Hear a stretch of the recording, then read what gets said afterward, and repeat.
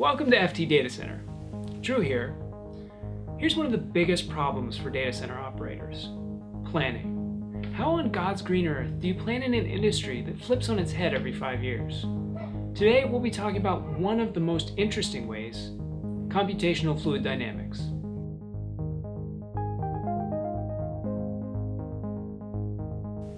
If you have a data center and you want to add a bunch of servers, you might think that you have enough cooling to support them.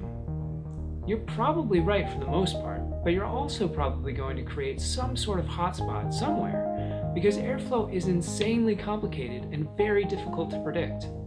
Airflow is governed by the Navier-Stokes equations, which are so complicated that they include one of the great unanswered questions in mathematics.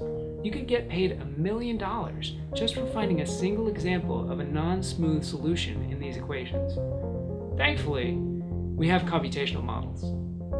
They use algorithms based on these equations to simulate airflow. They do this by cutting the volume of the data center into millions of little chunks and then running the equations through each little chunk to see how they relate to the other adjacent little chunks. Eventually, you put all these chunks together and you find out where the airflow needs to go. Let me show you an example. Here we're using CoolSim CFD software.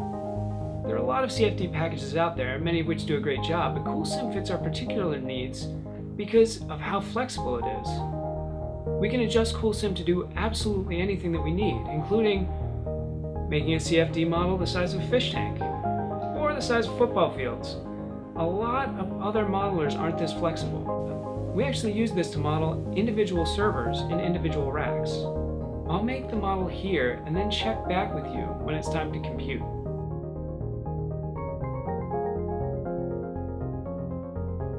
Okay, so here we have our 3D model. We've created floor tiles, server racks, cold aisle containment systems, and a crack unit based on real-world measurements that we've made in the field. Now we just hit the Solve button, and the model gets uploaded to the remote cloud computing facility, which does all the math to solve these crazy number of equations. If you had to compute this on your own hardware, it would take hours or even days. Now I can close the program and do some other work. So the model came back and it looks like we have a few problems with our airflow. These aren't deal breakers, we just need to make a few changes. In this case, we need to make sure that our cold aisle containment really is airtight, which will become a big deal when we start to add servers. I'll make those changes now. Now I'll send out the model and wait for the results. Let's see how it did. It looks like everything passed and we'll have good airflow. It's nice to have some confidence here before we even started trying to build. Real data centers are much more complicated than this and require more time and effort to model, but once you've done it, you can quickly add servers and make changes on the fly so that your next deployment can just be a copy and paste. As always, thanks for watching. And until next time, stay centered.